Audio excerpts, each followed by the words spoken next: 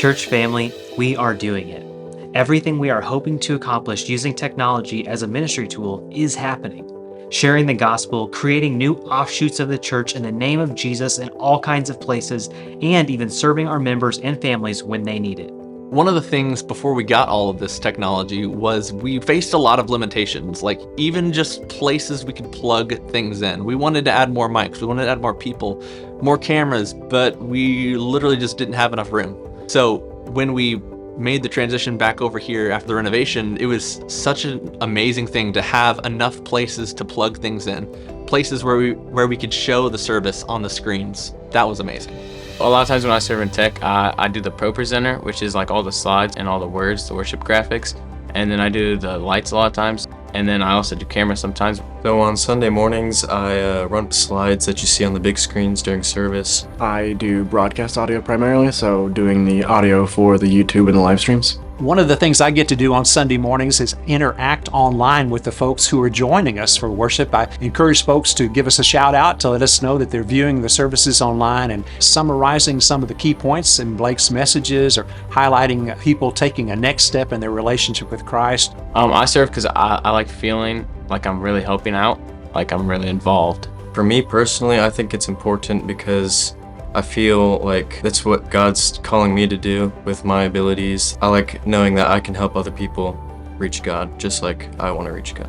I think it's a skill God had given me and something I can use to enhance the Sunday worship for those online, which is where a lot of people first come when they look for a new church, or even, some of the elder people that aren't able to come in. It's just their way of actually still being able to be engaged, and we want that to be just as good as it is in person.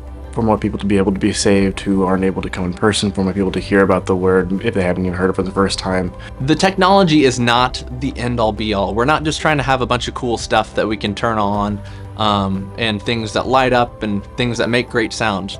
That is not the point. The point is to help tell the story better than we ever have told it before.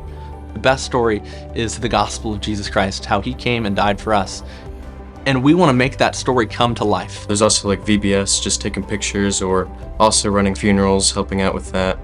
I feel like a funeral is like a big moment in someone's life and like a family's life. And so this technology really helps us like meet a need. One of the best ways that we've been able to help people with this technology is funerals. Like, that's one of the hardest points in someone's life, and to know that we have reliable equipment, reliable people. A lot of times people can't make it because of travel limitations or because of work or whatever the reason might be. But we can record this, we can live stream it, so that way they can be there with the family, grieving with them, and just be able to be part of that. Romans chapter 10, verse 13 says this: "For everyone who calls on the name of the Lord will be saved." It goes on to say, "How then can they call on the name of the one they have not believed in? And how can they believe in the one of whom they have not heard? And how can they hear without someone preaching to them?" We are overcoming limitations by using audio, lighting, and video technology to broadcast the good news of Jesus Christ with those who might not hear about him otherwise. How can people see and hear the gospel better than they have ever heard it before? That's what we're trying to do. And that's what these tools help us do. I think the technology really gives us like a big step forward with people going out in the community, recording things, just having better quality things. We're actually trying to reach them. Each week, we'll have anywhere from 50 to 70 different devices tuned in. I think it's really important that we have this point of contact with members who, for whatever reason, whether it's distance or health, are no longer able to join with us regularly for worship. Carol Bercian, the head of the Tabitha Ministry, is a regular visitor with us on Sunday mornings, as are other folks, friends in Guatemala, and occasionally even from Cuba. Technology helps us because it like allows us to go places that we can't go without it. It allows us to like reach more people that we couldn't reach before. It's kind of a way to reach everybody. Not everybody's able to come in person. Not everyone wants to be able to engage in the same way. It just gives different avenues for people to worship how is easiest for them, and that just gives people the opportunities to do things in different ways. And then technology is an easy way to be able to adapt those to any situation. I hear contacts and have phone calls and messages from folks throughout the month, saying how important it is for them to be able to be connected with our church in this way as they experience worship together with us, enjoying the music, being challenged by the messages that they're hearing preached, and again, just feeling a part of our church family through this technology.